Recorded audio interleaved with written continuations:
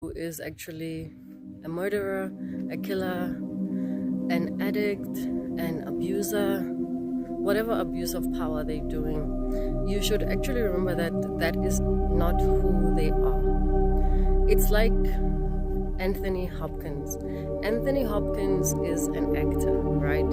In Meet Joe Black, Anthony Hopkins plays the character of a very successful, wealthy businessman. And he makes a lot of money and he's very respected, and he started this company and they're just making millions. And then we come to the movie Hannibal. In Hannibal, Anthony Hopkins is a serial killer, right? But Anthony Hopkins in reality is a person who's a very nice person, who's funny, who just loves playing around. He's just acting, right?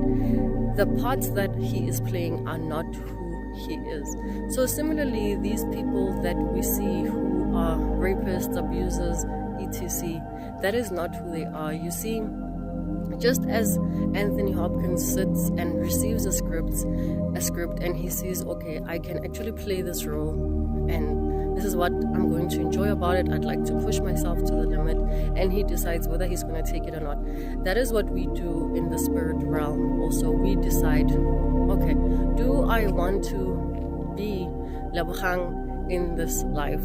And as Lebogang, I'd like to be a mother, I'd like to be a wife, etc., right? And there's going to be a few challenges in this lifetime. And perhaps in this lifetime, my challenges will be relationships, maybe they will be health challenges.